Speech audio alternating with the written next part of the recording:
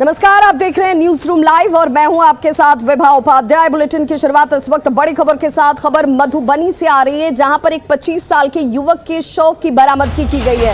बताया जा रहा है कि अज्ञात बदमाशों ने युवक की हत्या की, शव को यहां फेंक कर फरार हो गए। धान के बोझ में छिपाकर शव को रखा गया था। गुस्साए ग्रामीणों ने हालांकि सड़क को जाम कर दिया है। बासुपट्टी थाना के जानकी नगर गांव की यह घटना है, जहां पर आक्रोशित लोगों की तरफ से सड़क जाम किया गया, आक्रोश जाहिर किया जाता हुआ। और सहयोगी अमित रंजन हमारे साथ इस वक्त ज्यादा जानकारी के साथ फोन लाइन पर जुड़ गए। अमित, ये शख्स कौन है, क्या इसकी पहचान सामने आ पाई है? हाँ जी विभा, ये जो मृतक है इनका नाम मनीष कुमार बताया जा रहा है। मनीष कुमार शाह बताया जा रहा है कि परिजन जो वहाँ पहुंचे हैं वो बता रहे हैं कि ये युवक कल दोपहर 3 बजे से घर नहीं लौटा था और ये सब्जी का जो व्यापारी है, इसके गोदाम है जयनगर से, ये सब्जी लाकर फिर गाँव यहीं अपने गाँव में ही सब्जी बेचने का कारोबार करता है। तो परिजनों का कहना है कि कल शाम 3 बजे घर से निकला था और बोल कर गया था कि मैं लेट लौटता हूँ, फिर आप लोग मेरा इंतजार मत कीजिएगा, खाना जो है घर पर आकर ही खाऊंगा, जो परिजन बता रहे हैं। लेकिन ये सुबह रात में घर नहीं लौटा। सुबह पता चला परिजनों को यहाँ सड़क पे एक जो धान का बोझा था काफी वहाँ रखा हुआ, उसमें किसी का पैर बाहर दिख रहा था। फिर वो लोग शक होने के बाद लोग जब बोझा को धान का बोझा जब खोला गया तो उसमें से इसका मनीष कुमार का शव बाहर निकला। और जो फिलहाल जब अभी कैसे हत्या हुई है ये तो नहीं पता चला। बताया जा रहा है कि युवक के मुंह से झाग निकला हुआ था और ये आशंका जताई जा रही है कि शायद जहर देकर या कुछ मारपीट के बाद इसकी हत्या की गई है। फिलहाल पोस्टमार्टम के बाद ये कारण पता चलेगा। क्या परिजनों ने किसी के ऊपर कोई शक शुबा जाहिर किया है? नहीं, फिलहाल परिजन किसी पे शक नहीं जता। अक्सर ये लेट आता था घर, तो अब किस वजह से लेट आता था ये भी नहीं पता है। ऐसे कारोबार इनका जयनगर से सब्जी आता था और घर से वहाँ से जयनगर 20 किलोमीटर सकता है कि इसकी वजह से भी लेट होती थी, लेकिन अभी तक उन्होंने किसी पे शक नहीं जताया है कि किसमें कौन है इसके पीछे। चलिए, बहुत बहुत शुक्रिया अमित रंजन इस तमाम जानकारी के लिए।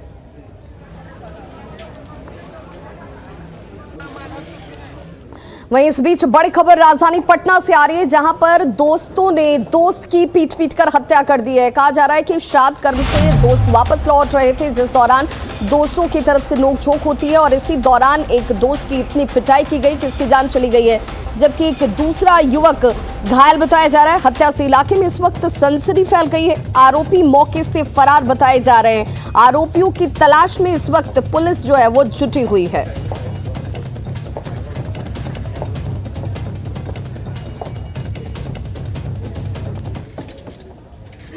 इसमें लग रहा है कि हमारा लड़का को मार के फेंका गया। किस लिए मारा है? किस लिए अदालती खोजना है। रास्ता चल रहे हैं, कुत्ता काट ले रहा है पीछे से और कुत्ता को मरबे नहीं किए। हम जा रहे हैं, रास्ता धर के पॉकेट मारा जा रहा है। ये कोई वैल्यू है? किसी पर शक है आपका? शक है तभी ना बोल रहे हैं कि लड़का को हमारे घर से बोला कि अच्छा, ये रात जो है हम लोगों को सूचना मिला है 12 बजे तकरीबन कि इनको जो है मार वार के जो है फेंक दिया गया है, इनकी हत्या हो गई है। सूचना के बाद हम घटनास्थल पर गए तो लाश हमें प्राप्त हो गया है। तो सुबह हमने जो है पुलिस को सूचना दी है और इसकी निष्पक्ष जांच की मांग करते हुए दोषियों को उचित कार्रवाई की जो है हम लोग मांग कर रहे हैं। शराबबंदी कानून को लेकर मुख्यमंत्री नीतीश कुमार की सख्ती के बाद अब असर नजर आने लगा है। जी हां, लगातार ताबड़तोड़ छापेमारी की जा रही है, जिस कड़ी में आज 80 कार्टन शराब बरामद की गई है। इसके पीछे शामिल हालांकि जो तस्कर थे वो फरार होने में कामयाब रहे, लेकिन लगातार ताबड़तोड़ कार्रवाई का दौर जो है वो शुरू हो चुका है। आपको बताते चले, उत्पाद विभाग की टीम ने गुप्त सूचना के आधार पर पटना सिटी के चौक थाना क्षेत्र के कंगन घाट स्थित बंद पड़े ईंट भट्टे पर छापेमारी की। 40 कार्टन विदेशी शराब बरामद की है। हालांकि इसकी भनक जैसे ही कारोबारियों को लगती है, कारोबारी यहां से भागने में सफल रहे। उत्पाद विभाग की टीम को ये गुप्त सूचना मिली थी और छापेमारी करने के बाद भारी मात्रा में विदेशी शराब जब्त की गई है।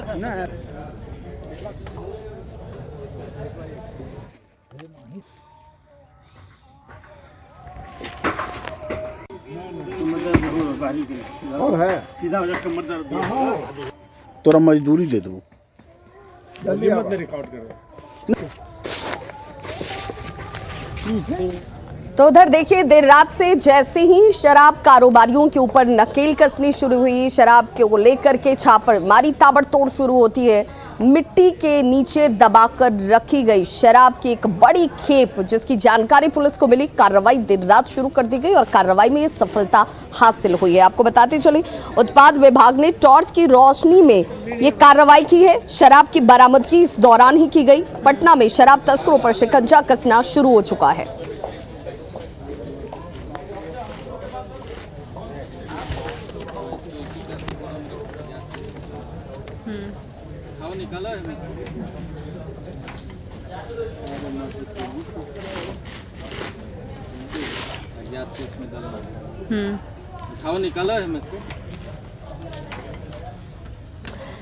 पहले शराब कारोबारियों के ऊपर नकेल कसने को लेकर सख्त निर्देश, समीक्षा और अब अधिकारी की नियुक्ति। इस बीच देखिए किस तरीके से जो शराब के धंधे में जुड़े हुए शराब कारोबारी हैं, उनके बीच हड़कंप मचा हुआ है। ताबड़तोड़ छापेमारी की जा रही है।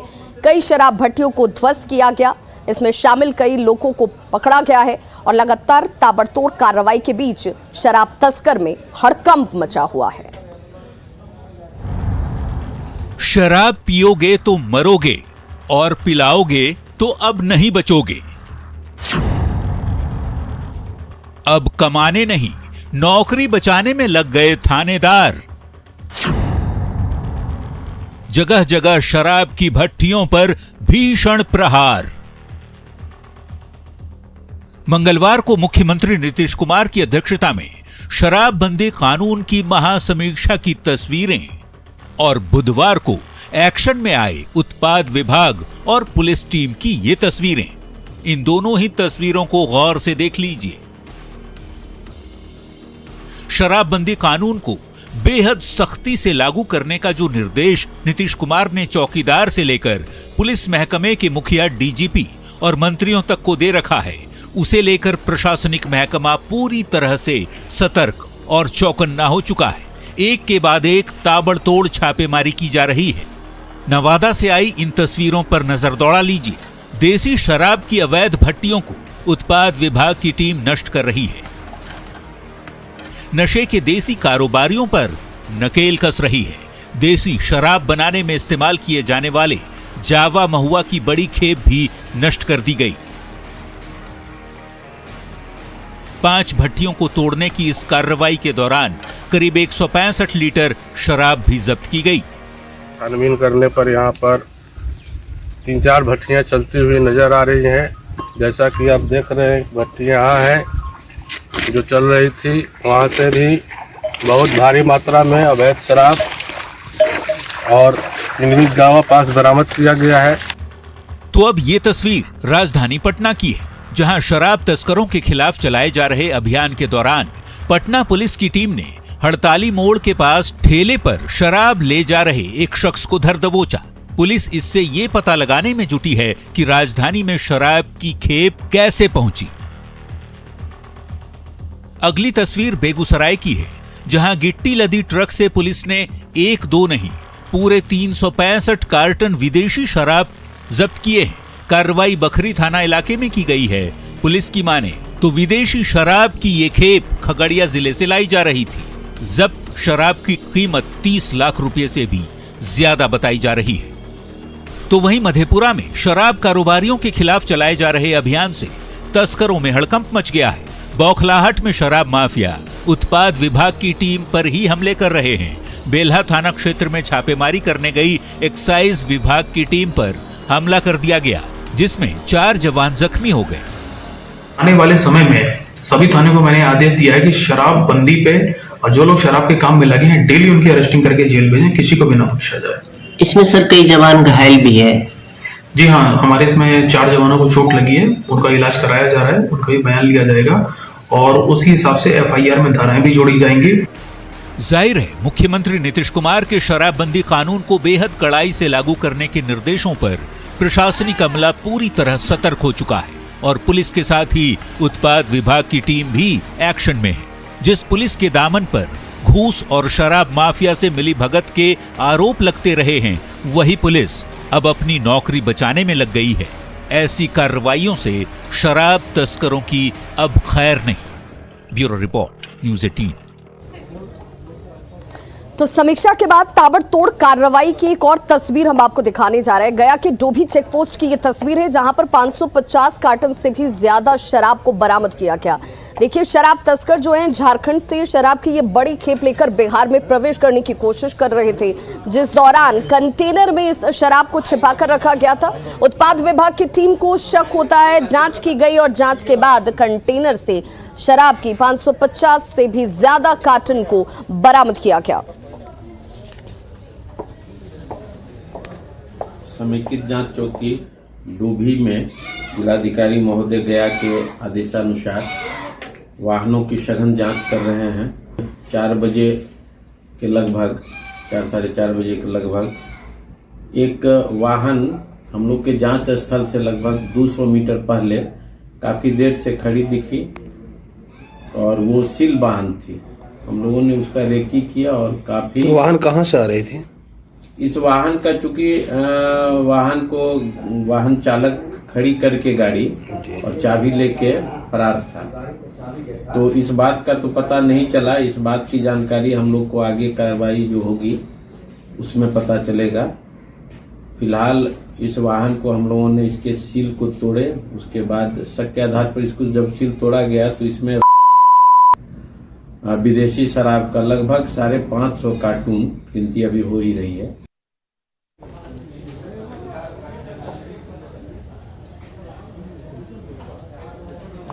मुख्यमंत्री नीतीश कुमार ने 7 घंटे की मैराथन समीक्षा बैठक के बाद के पाठक को 24 घंटे के अंदर के पाठक को मद्य निषेध विभाग के अपर मुख्य सचिव पद पर तैनात किया, उनकी नियुक्ति की और अब उन्होंने अपना पदभार ग्रहण कर लिया है।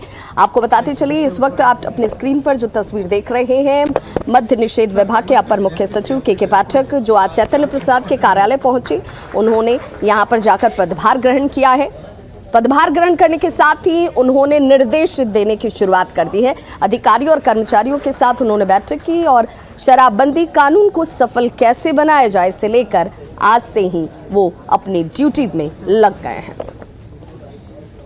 मद्य निषेध विभाग की जिम्मेवारी मिलते ही विभाग के अपर मुख्य सचिव के पाठक कार्यालय पहुंच चुके हैं और कार्यालय पहुंचते ही वो अपने विभाग के अधिकारियों और कर्मचारियों के साथ बैठक कर रहे हैं। सबसे पहले उन्होंने विभाग के पहले जो अपर मुख्य सचिव थे चैतन्य प्रसाद, उनसे उन्होंने पदभार ग्रहण किया और उसके बाद अब विभाग के अधिकारियों के साथ वो मीटिंग कर रहे हैं। मतलब साफ है कि के पाठक जिम्मेवारी मिलते ही एक्टिव हो चुके हैं और ख़ास तौर पर मुख्यमंत्री नीतीश कुमार की समीक्षा बैठक के बाद सरकार ने यह निर्णय लिया और के पाठक को इस विभाग की महत्वपूर्ण जिम्मेवारी दी गई। हालांकि वर्ष 2016 में जब शराबबंदी कानून लागू किया गया था, उस वक्त भी इस विभाग की जिम्मेवारी के पाठक के ही कंधों पर थी और बखूबी अपनी जिम्मेवारी को के पाठक ने निभाया भी था। लेकिन वो केंद्रीय प्रतिनियुक्ति पर चले गए और विभाग की जिम्मेवारी किसी और को दी गई। बीच में कई घटनाएं घटी, कई बड़े मामले भी सामने आए, लेकिन एक बार फिर से जिस तरीके से बिहार में घटनाएं घटी, जहरीली शराब से लोगों की मौत हुई और मुख्यमंत्री नीतीश कुमार ने एक बड़ी समीक्षा बैठक की, उसके बाद इस विभाग की जिम्मेवारी के पाठक को दे दी गई है। कैमरा पर्सन मनीष जुनेजा के साथ शैलेंद्र, न्यूज़ 18 पटना। बिहार राज्य धार्मिक न्यास परिषद अपनी बदहाली पर रोना रो रहा है। अपने संसाधनों की कमी की वजह से जो इसके भवन हैं वो जर्जर हो चुके हैं। सवाल ये कि दूसरे धर्मों के ऐसे संस्थानों के लिए सरकार ने अपना खजाना खोल दिया, लेकिन धार्मिक न्यास परिषद के लिए आखिर ये बेरुखी क्यों है, ये सवाल इस वक्त पूछा जाता हुआ। जर्जर मकान, अलमारी पर प्लास्टिक की टूटी कुर्सियां, पुराने टेबल पर धूल फांकती फाइलें।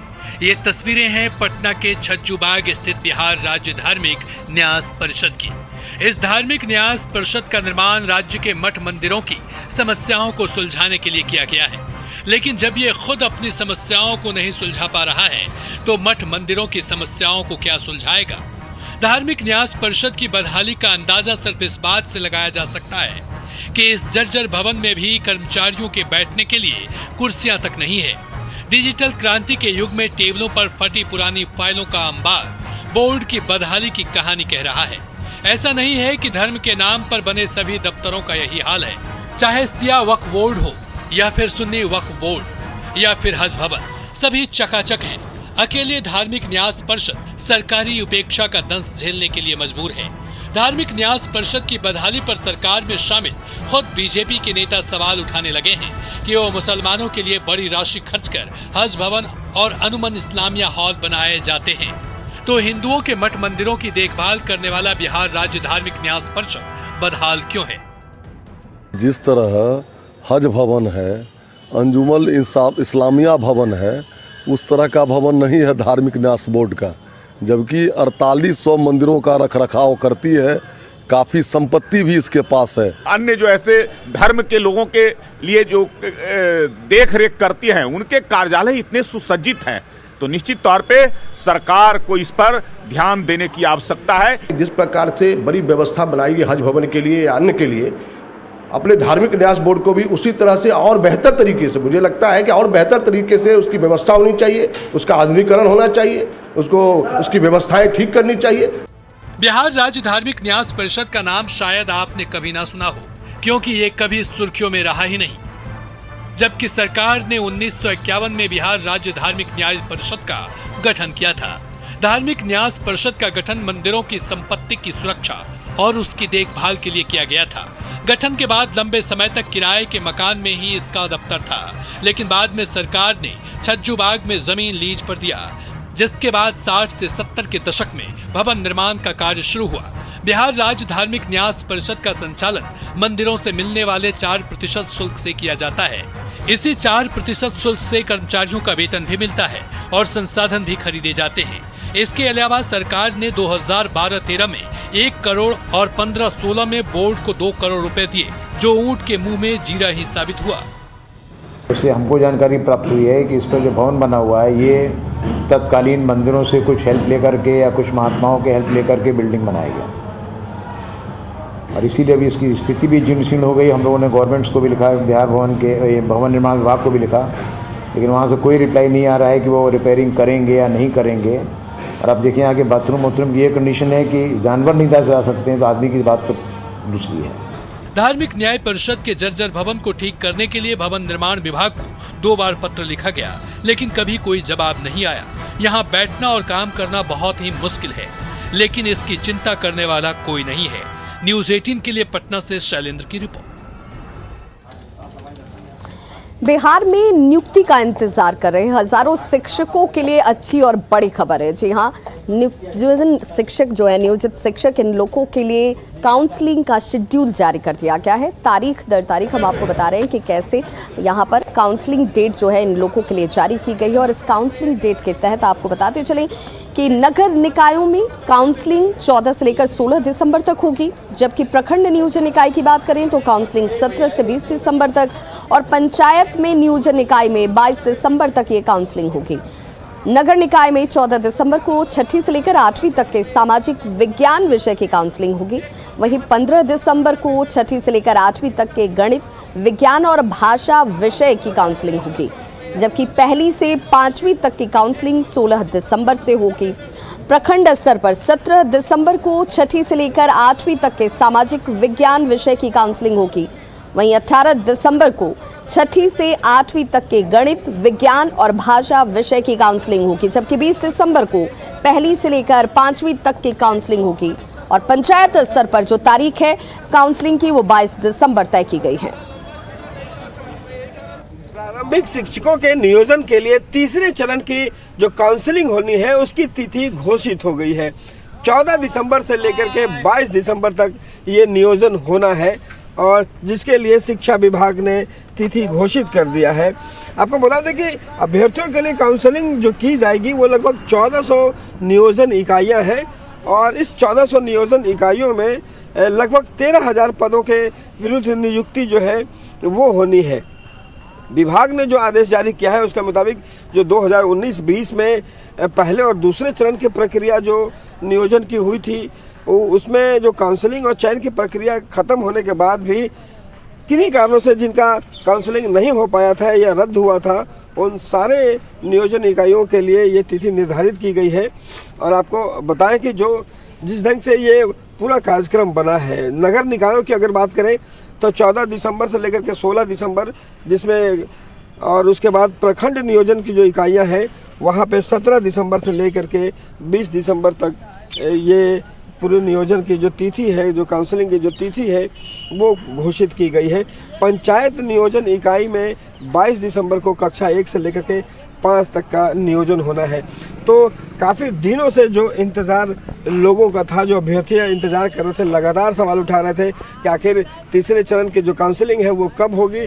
शिक्षा विभाग ने ये तिथि घोषित कर दी है और यहाँ से 14 दिसंबर से लेकर के 22 दिसंबर तक शिक्षकों का नियोजन की काउंसलिंग शुरू हो जाएगी। कैमरा पर्सन अजय दुबे के साथ रवि एस नारायण, न्यूज़ 18 पटना। तो आपको बताते चले कि ये तीसरा काउंसलिंग जो शेड्यूल है वो जारी किया गया। इसको लेकर के लंबा इंतजार नियोजित शिक्षकों ने किया था। न्यूज़ 18 पर खबरों का सिलसिला लगातार जारी है। आप देखते रहिए न्यूज़ 18 बिहार झारखंड।